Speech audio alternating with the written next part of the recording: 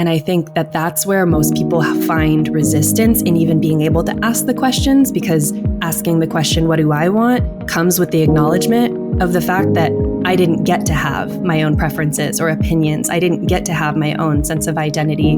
I just had who I needed to be, the role I needed to play in order to fit in and be loved and accepted in that environment. And there's a lot of pain in that acknowledgement.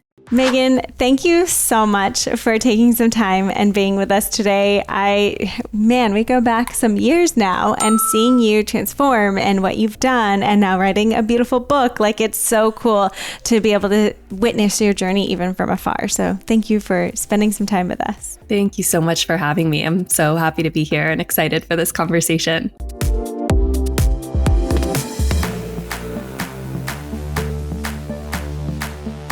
So through your whole journey, what inspired you to write the book, Choose Yourself, and who were you writing this for? In a lot of ways, to be honest, I was writing it for my younger self. Like, this journey really is one that kicked off with my own personal healing. I didn't start my career in the realm of attachment trauma and the work that I do now. I actually started it more in the realm of eating disorder recovery and eating psychology and nutrition, which is, I think, how we originally connected, Jen, when we were kind of more, when I was in the wellness space. And pretty early on, I was experiencing a lot of struggles in the realm of relationships. I went through some really unhealthy relationships in my early to mid 20s and just kind of found myself asking this question of like, why does this keep happening? Why do I keep attracting this type of person? Or why do I keep choosing to pursue this type of person? And as a byproduct of kind of going through therapy myself and exploring my own attachment patterns, I then just started to have people flocking to me, like asking the same questions, and people were coming to me looking for support in the realm of relationships. And so much of our struggles, even if we're talking about something like eating disorder recovery, a lot of it goes back to attachment wounding in childhood and relational ruptures. So I just started getting really fascinated about that connection, the correlation between how we learn to bond and connect and attach to other people, and then the ways where we kind of get stuck in unhealthy patterns or patterns that aren't really serving us. And in my own kind of healing journey through that time, I decided to spend a period of time intentionally single, where I took dating off the table for a little bit to really get clear on like, who am I? What do I want? Where is my relationship with myself in all of this? And that just so happened to be a lot of the work that I was doing with clients over the years as well. And that is what inspired the theme of this book is really having messaging out there that made it be okay to spend time on your own, to focus on your relationship with yourself. That's not something that was ever modeled for me growing up. I feel like there's so much pressure, especially for girls and women, to just like check all the right boxes at the right time, to find the one, to get married, to do the things that we're supposed to do on a very specific timeline. And there can be a sense that like something's wrong with you if you haven't checked those boxes at that precise timing. So the idea of Choose Yourself is really getting to like take back your relationship with yourself, but also the timing of your life, and learning to trust the timing of your life. That is so incredibly important. And I feel like a lot of people listening could probably relate. I think of so many people in my own life, or even me, of what the expectation was and what I thought was going to happen. And, you know, the timeline of the stories we make up in our head based on what we've seen and what we've been told, or movies. And it's interesting and hard to be able to release that expectation and really own something different. And I think that's probably the trap that I see a lot of people get into. It is, like you said, you know, going to the next, to the next, to the next, and not taking that time to sit back and reflect of like, wait, is this, you know, what I need, and who am I, and what am I, you know, searching for and stuff. And so it's so interesting to be able to have this conversation and that allowance for men and women, but I see it a lot in women in my experience, you know? And so being able to have this conversation, I think, is so important. Now, I want to dive right in on therapy. Because a lot of what we talk about, I feel like are going to have aspects of going to a therapist and talking with a therapist and getting to know things that you've gone through in your past and trying to change what you really want within your future, right? But I also know that you say that it's not usually enough. Now, why is that? Yeah. So I love therapy. I'm a big advocate for, and when I say therapy, I mean traditional talk therapy. Like what most people think of when they think of therapy is psychotherapy, where you show up, maybe once a week or so, and you talk about what's going on in your life. And like you said, maybe you identify some patterns and why things are the way they are. Maybe you get better at talking about your feelings. And then most people inevitably hit a point where they feel like they're just showing up and venting each week. Like, I'm talking about all this stuff, but nothing's really changing. And I just then am focused on what's not working in my life. And that doesn't feel very good. And there are phenomenal talk therapists out there. So again, it's an incredible modality. But most people need more than that, especially if you have any history of trauma or attachment wounding. As you guys know, you work so intimately with the body. Our body is really what is holding on to those trauma memories. Our body is where the emotions are felt and experienced. So we can intellectually process and talk about our feelings all day long and have nothing actually change if we're not understanding the somatic component and understanding our nervous system and what's going on in our nervous system when we're experiencing attachment issues or attachment patterns. So there are tons of wonderful modalities that get the body online or incorporate the body into the conversation as well. Everything from somatic therapy and somatic experiencing to EMDR, even hypnotherapy, which involves working more with the subconscious, but that's kind of an extension of the body, and parts work. Like, these are all really great therapeutic modalities that can help us go beyond just that level of awareness and into the realm of actually creating change, because that's what most of us want.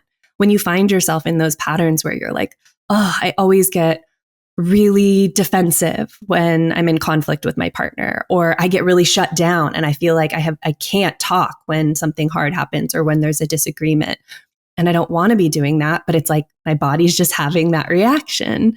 How do I actually change that? Because it's not enough to just be aware of it. The relationship's not going to get better if I just see what's happening but can't change it. So that's really why I like to encourage people to begin to explore modalities beyond just traditional talk therapy or CBT, and to work with practitioners who really support this like whole person approach.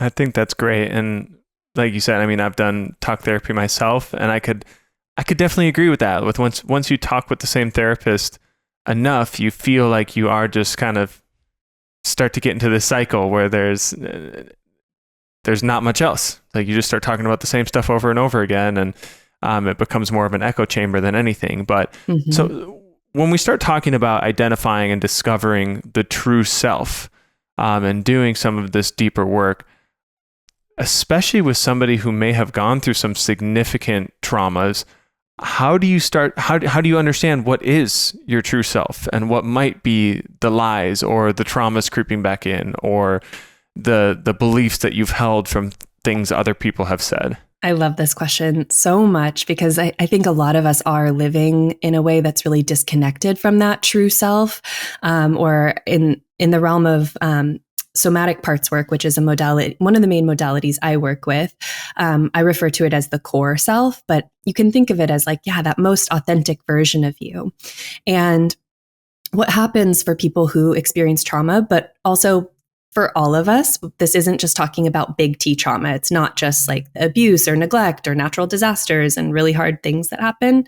It's also the cumulative effect of smaller things that happen, or our needs not being met. And that can be in your childhood household, like having parents who were just really busy or distracted and didn't have a lot of time for you, or weren't necessarily emotionally available, or maybe feeling like you didn't fit in at school, or being the kid who had to move around a lot. Like, that can be really hard as well. And so what happens in those instances is we have these parts, these sort of like aspects of our psyche, our personality that develop to essentially implement like strategies, coping mechanisms to deal with those imperfect circumstances. And we learn to sort of relate to those parts as ourselves. So like you said, the limiting beliefs, maybe when you were younger, it just felt like nobody really listened to you. You had the distracted, busy parents, and maybe you didn't fit in well at school. And so there's this belief of like, I don't really matter. And things go better for me when I pretend to like what other people like, when I put on a mask, when I people please, then I feel like I get my needs met a little bit more. So we carry that belief with us. We have that part who's trying to protect us from the pain of not feeling understood or seen or loved. But really, then we're disconnecting from our authentic self. And so that strategy might have worked in childhood. Like that part really helped us navigate that circumstance. But then it doesn't help when we're an adult who's trying to build a close, intimate, vulnerable relationship with somebody and we can't show them that authenticity. We can't show them who we really are because we've lost contact with that part of ourselves. And so a lot of this work is essentially learning to build a relationship with all those younger parts and being that loving presence, maybe that like loving adult parent type presence that that younger part always needed.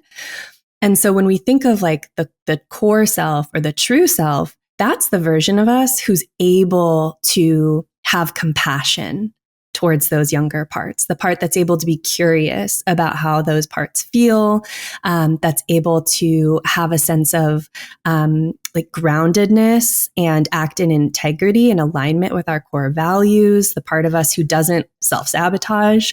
That's the part that we want to strengthen and develop more, as opposed to what most of us are used to doing, which is having kind of that harsh inner critic relationship. Maybe we're judgmental of those parts of like, oh, there's something wrong with me. I need to fix it. I need to make it go away.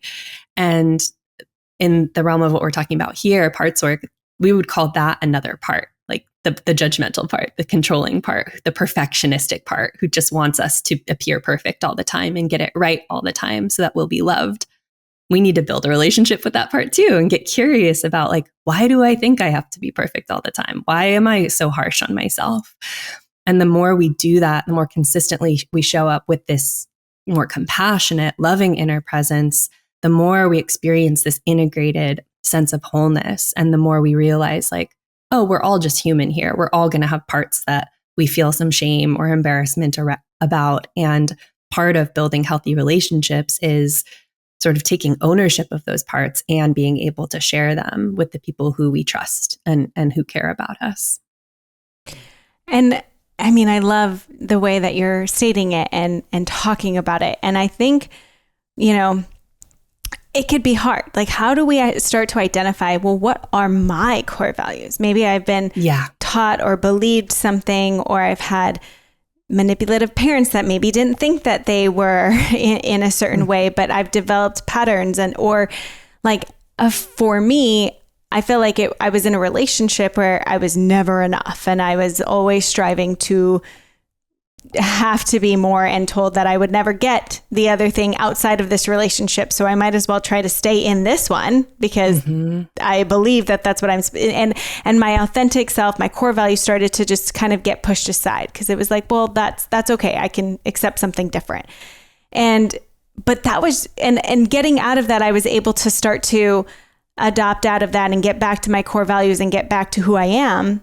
But that was only one relationship. Like I can't imagine someone being raised in that state of manipulation and deception and not true love, you know, and allowed to discover your own core values. So how can someone start to say, it's okay for me to feel something different, think something different, want something different? And what does that, like, how do I start to develop that within me? You know what I want to really acknowledge first is whether that happens in the context of like the example you gave of an adult romantic relationship that was not a healthy one where you lost your sense of self, or whether that happened in childhood and was just sort of like the water you were swimming in. Like that's all you knew until you get to the point in adulthood where maybe you can ask those questions for yourself of like, whoa, wait a minute. What do I want separate from my parents or the community or family or religion or whatever it is I grew up in?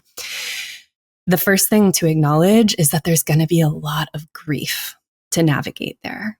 And I think that that's where most people find resistance in even being able to ask the questions, because asking the question, what do I want, comes with the acknowledgement of the fact that I didn't get to have my own preferences or opinions. I didn't get to have my own sense of identity. I just had who I needed to be, the role I needed to play in order to fit in and be loved and accepted in that environment. And wow, there's a lot of pain in that acknowledgement. Like that's heavy to carry, the fact that maybe I didn't have the parents that I should have had. I didn't have the love I should have had, or the community that I would have liked to have had. That's something that is not going to be an easy fix. And if we can acknowledge that there will be grief woven in with the self-discovery and with the moments of liberation and empowerment and joy in discovering who you are, I think it can take some of the burden off of feeling like you're doing it wrong. I see that in a lot of the clients I'm working with. They're like, I feel like I'm doing it wrong because like, it doesn't feel good. I'm feeling pain. I'm feeling sadness about the fact that I have to acknowledge that I didn't get to have these needs met growing up. So I think that's probably the first place to start. And the same thing would be true coming out of an unhealthy relationship in adulthood, acknowledging the grief and the fact that like, in order for this person to accept me, I had to lose who I was. Like they didn't love the real me. I had to wear a mask all the time to be who they wanted me to be. Like, that hurts, right? And then we can go back to, in the acknowledgement of that pain and grief, what else is there? There's an opportunity to get more clarity about what I would like my relationships to look like and who the version of me who I want to bring into them. Like if I want to be my truest, most authentic self in a relationship, what has to be true in that relationship? What shared values must there be? Like honesty and communication and trust. And that's something that can feel, like I said, liberating and empowering when you're coming off of an experience in childhood or adult relationships of not getting to be your real self and not feeling a sense of belonging and authenticity at the same time. Sorry, I just want to follow that up because I think the narrative, you allowed my experience, thank you, to be okay and woven into that as well. And what I heard from so many when I was sharing my experience is still this belief wrapped up in, well, if they cheated on you or they did something to you, it's what did you do wrong?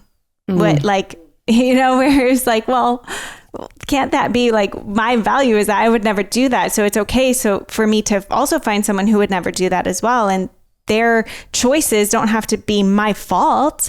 So how does someone, start to break that pattern of like understanding that and getting back, releasing that pressure? Because I think that's still such a common societal concern is that, well, if they cheated or they did something wrong, it's because you did something wrong. Yeah. Oh my goodness. I think that is where the lines get really blurry between self-accountability and the acknowledgement that other people's actions are always just a reflection of their state of consciousness.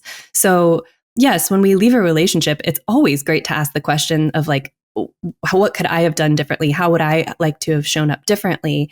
And in a situation like that, the answer is usually that like, oh, I wasn't showing up as my authentic self. Like I was self-abandoning to make that relationship work. And so what I could have done differently was probably leave sooner. And what they did, if we're talking about betrayal trauma or like infidelity or dishonesty, the partner who is the one taking those actions always has the burden of responsibility for their actions and the burden of responsibility for communicating, like if there was unhappiness in the relationship, if they feel like their needs weren't getting met, like those are things that should have happened, steps that always should be taken before the betrayal happens, before the betrayal occurs. And so sort of like victim shaming or blaming and being like, well, what did you do wrong feels so disempowering because it perpetuates that story of like, you're not enough, which is the story that people in those types of relationships are already carrying. We don't need somebody to tell us that because we're already feeling that way. What needs to happen is for us to build our sense of self-worth to the point where we can say, oh, I know that this behavior is not a reflection of what I really want. And so in this instance, choosing myself means walking away from somebody who's not a match for what I want, who can't give me what I want. And to know that even if in their mind I wasn't enough for them, they still should have communicated their unhappiness or discontent in the relationship before it got to that point. So yeah, I think there's always like that room for self-accountability, but not blaming self for the actions of another. That's a great way to put it.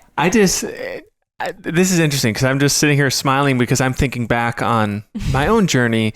I'm thinking about how Jen and I met. And I've never, like, I've done traditional talk therapy, but I've never done any like guided somatic type therapies. And I look at my history. I'm going to try to tell a very quick story without dragging it on too long. But I got caught in that story of I'm from the Midwest. Like, I just needed to find the nice girl who matched me, who had the family that looked like mine, and be married, and we'd be happy and it'd be great. And I dated a lot of really great young women. And I was always sitting there in the relationship like, why the hell isn't this working? Why the hell don't I feel this? Why the hell don't I feel this match?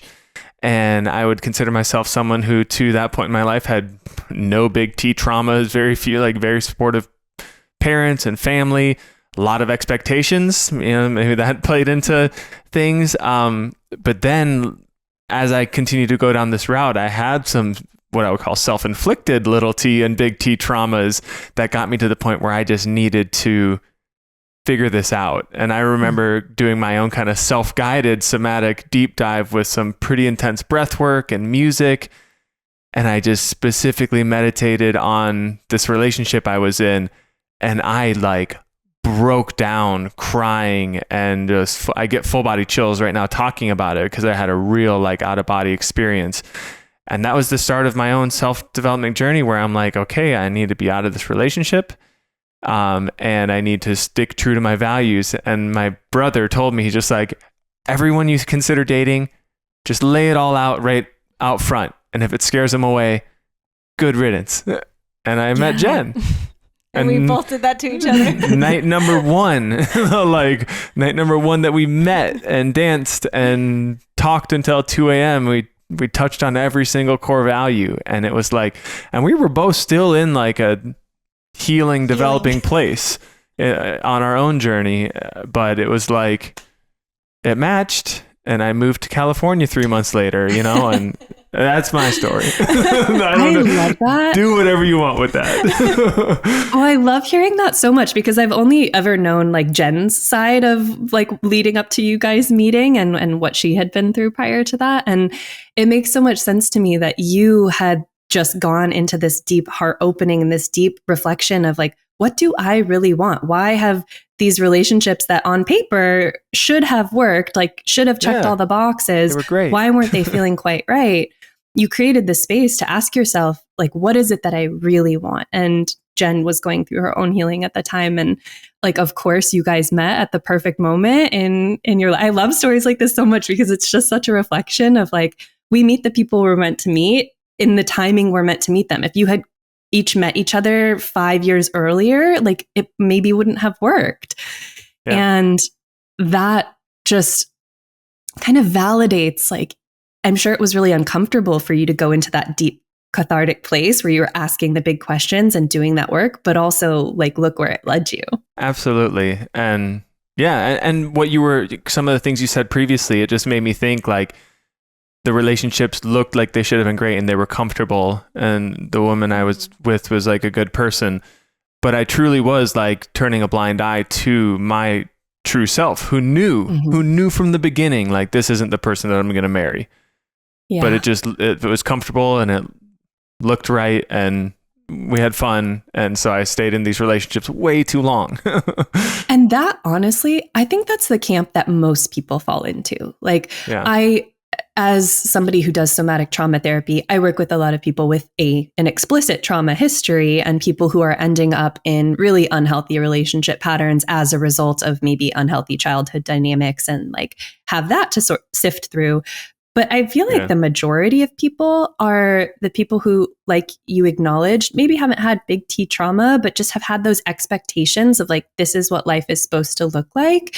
And so why would I give up a relationship with a good person, like a decent person who helps me check those boxes that I'm supposed to check and do the things I'm supposed to do, even though there's this core part of me that knows this isn't the right thing. And I think a lot of people get into relationships for the wrong reasons and stay in them longer than they should because there's that fear of like, what if it doesn't get better than this? What if I don't meet somebody? I'm supposed to settle down. I'm supposed to get married and have kids. And that willingness to trust that core self that says like, this isn't quite it. There's something more true out there for you. And you might have to spend some time alone and be willing to be in solitude in your relationship with self for a while in order to get there.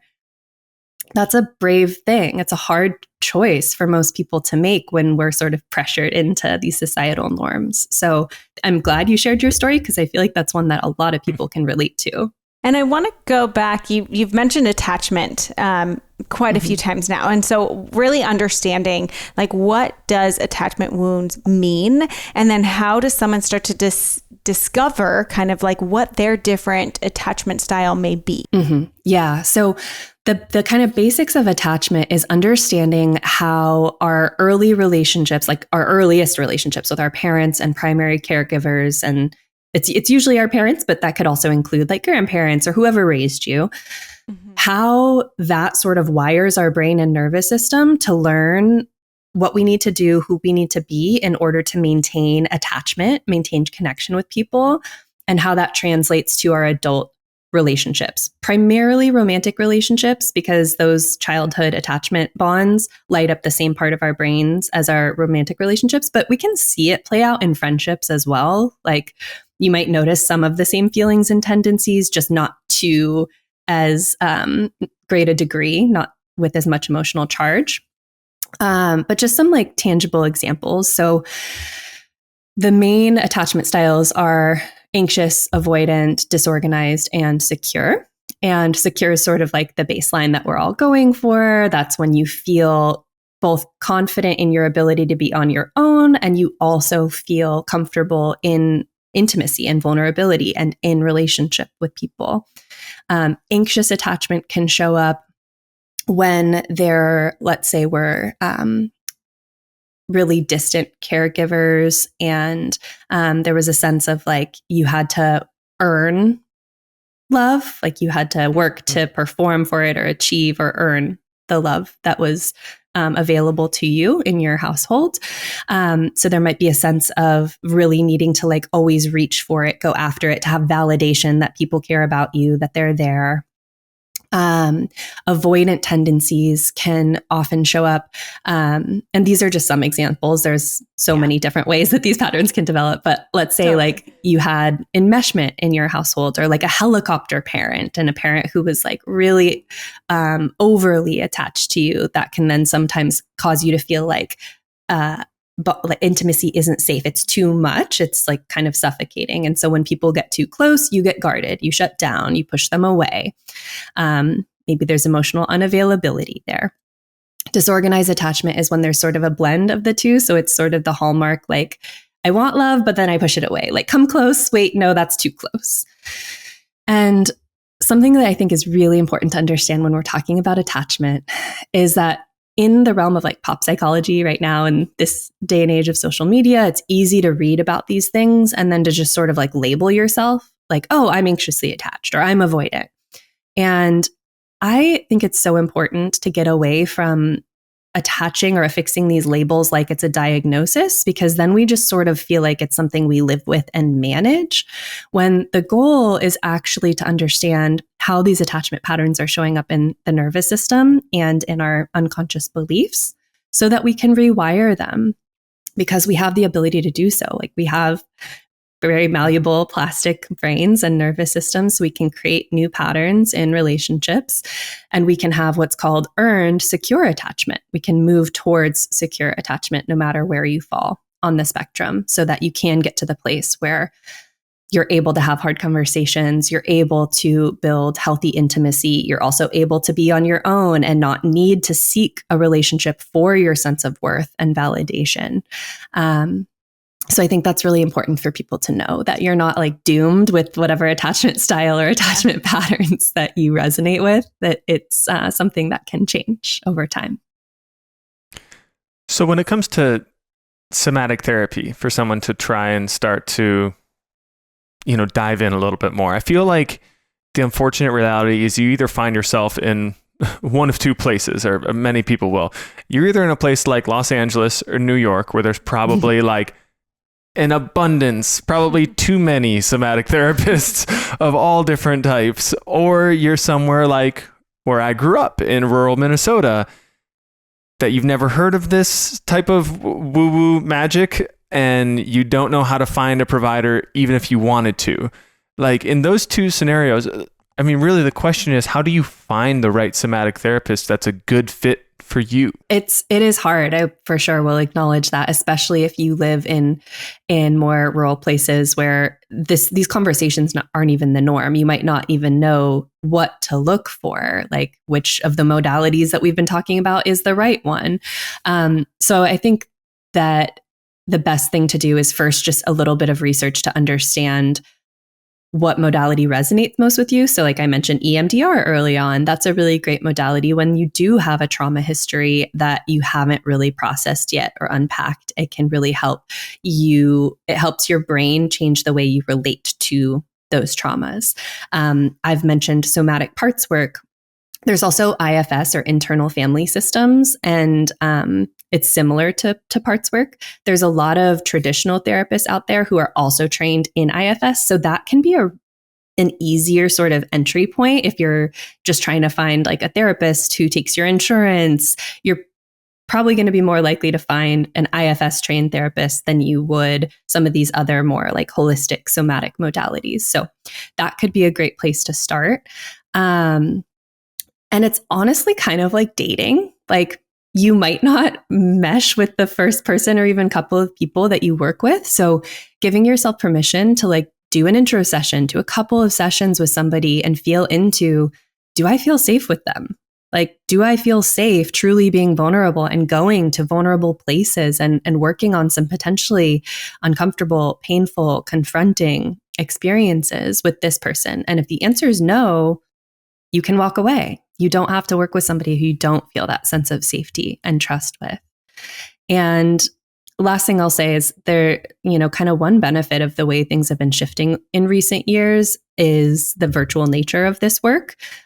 So even something like somatic therapy, where we're working with the body, you don't necessarily have to be in person with somebody to do that work, which is really great. If you have a trained professional who knows how to cue you through whatever practices or modalities you're working with, that can be done virtually. So that's really helpful too. If you live somewhere where there's nobody in person to do this work with, you can maybe find somebody in the closest big city or even in another state, depending on the type of licensure requirements. I actually saw a practitioner, a somatic practitioner, virtually after my miscarriage. And she herself had miscarriage. So I felt really safe being with her. But we checked in with the body. We checked in with where, things felt and different things within the session. And so everything that you're saying kind of validates my own shared experience with, directly having that. And I love that you found somebody who knew what it was like to go through what you were experiencing. I feel like that can be so important as well when you're doing your research to find a practitioner. That sense of, can I trust this person and feel safe with them, is often amplified if you know that they really get what you're going through. Like they've been through something similar and they have felt what you are feeling. There's so much like healing power in that sense of witnessing and being held by somebody who's been where you are. And I think that process that you brought up of interviewing and really like taking it as speed dating providers. Like, that's what you should do for everyone you hire for anything. Yes. For that matter, like whether it's PT. your doctor, your OBGYN, Yes. your PT, your therapist. I did that with my therapist. I called 4 different ones, and I would say, like, press them to do a quick phone consult. Like, some people will not want to do free phone consultations or things like that, but I think that's a cop out to get you to pay for your first session, which it is in a sense, but like, if they're not willing to give you that 10 minutes on the phone just to feel like if you can even connect with them, then they're probably not a good fit anyway, if they're not willing to give you that little bit of time.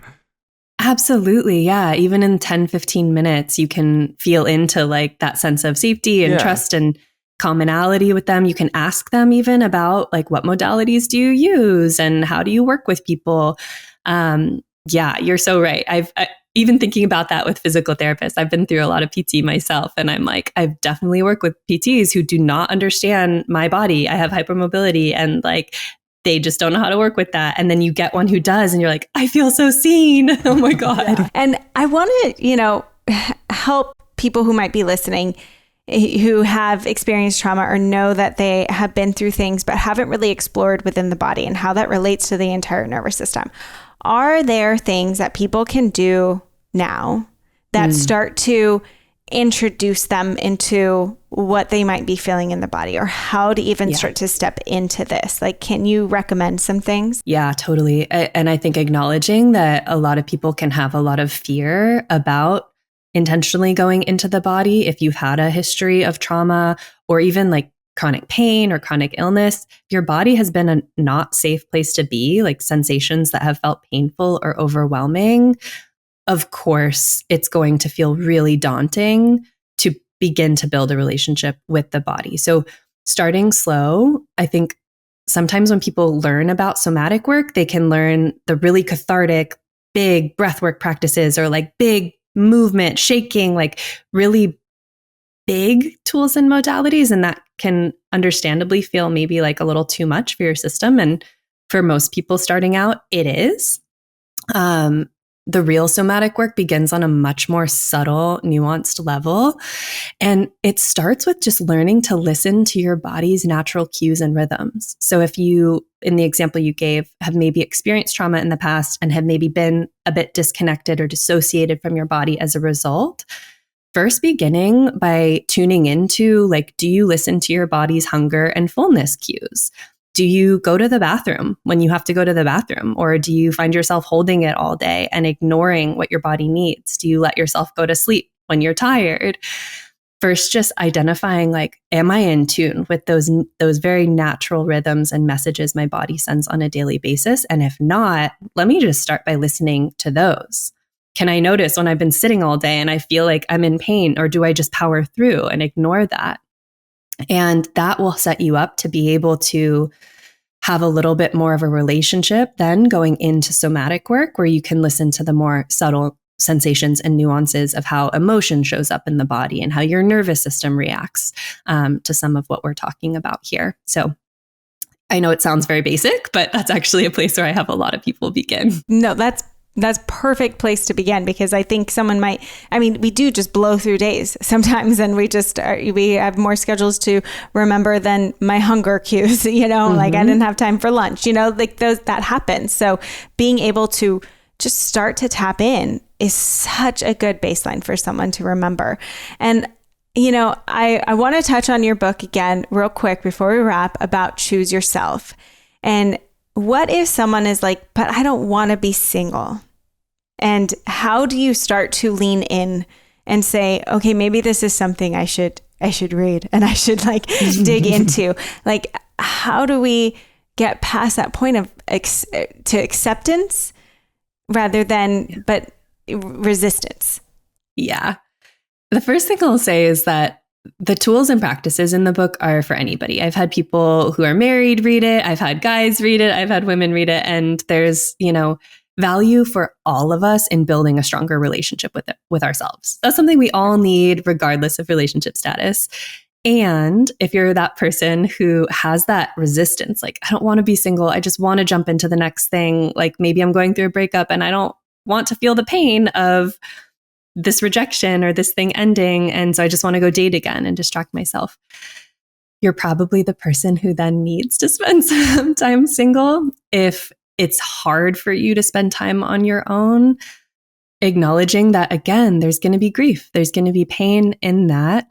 And we don't have to be in the pain all the time. Like, it's okay to have some healthy distractions. It's also great to ask for help and support in navigating that pain, whether that's with a therapist or friend or somebody else. But just also to understand that you're not alone in feeling that way. I completely understand that resistance to being single. There can be this sense of like, then what if I miss out on meeting my person? What if I'm behind in, the things that I want to experience in my life? And I just always come back to this place of being able to have that deep intrinsic trust in the timing of your life, and that you're never going to miss what is meant for you. And if anything, you might look back on your life and wish like, oh, I wish I had spent more time appreciating where I was at. I wish I had spent more time getting to know myself and what I wanted, rather than waking up in a relationship a few decades later and realizing I'm unfulfilled. Like, doing it now sets you up for being able to have the kind of lasting relationship that you want to have, because you take the time to get clear on what you really want and what your standards really are, and to gain the strong sense of self-worth to be able to uphold those standards. That's what gets to happen in that time with yourself. And you realize that everything you were waiting for another person to give you, you can create for yourself. So when they do show up, they're just a bonus to amplify what you already have. They're not your sole sense of worth and validation in this world. And that is what's going to make you feel more secure in the relationship long term. So you don't have to say, I'm going to be single for 5 years. You can commit to 3 months. You can have it be like a short little experiment of just dating yourself for a little while, and then go back out there and see how different you feel. The testament to that, when Jen and I met each other, zero intention in either of our minds of being in any sort of relationship, because we had committed to ourselves, kind of like you're talking about. And I feel like almost going into it with an indefinite attitude of just like, I'm just going to like focus on myself and work on myself. And exactly what you said, you will not miss out on that person. If they run smack dab into you, like you will feel it. And by that point, you will have done the work to be able to trust yourself, to be able to trust that decision and that connection. And so I think that's so important. And Megan, thank you for coming on and sharing this. Thanks for the book, Choose Yourself. Where can people go to find that or to continue to learn more from you? Yeah, thank you so much for having me. You guys can find me on Instagram and my website. They're both my full name. So megansherer.com, Megan Sherer on Instagram. And I've got my book linked on there, so you can order it. You can find it on Amazon, Barnes & Noble, wherever you buy books. And I post about all my upcoming retreats and programs and offerings on there. On my Instagram and email list as well. Amazing. And I do know that you have something coming up, right? Yeah, With a summit? Yes, I have a free summit that I host every year. It's called the Love Alignment Experience. It's a 5-day virtual summit where I bring in 10 different speakers who are experts in the realm of love, relationships, attachment, relationship with self. And we spend 10 sessions together over the course of 5 days, really diving deep into how to rewire your attachment patterns and build healthier relationships with self.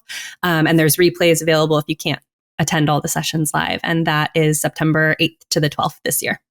So you can go ahead and sign up for that and learn a lot more and do a deep dive into everything we've talked about here. I mean, so incredibly valuable, especially the fact that you offer it for free with other people that, we get to learn from. So thank you so much for the work that you do, for the way that you are vulnerable yourself in leading what's possible and the journey within yourself as well, and showing other people. So I just appreciate who you are. You're so amazing and loving and compassionate and a leader in this space. So thank you. Thank you so much. I really, really appreciate it. It was so great to chat with both of you.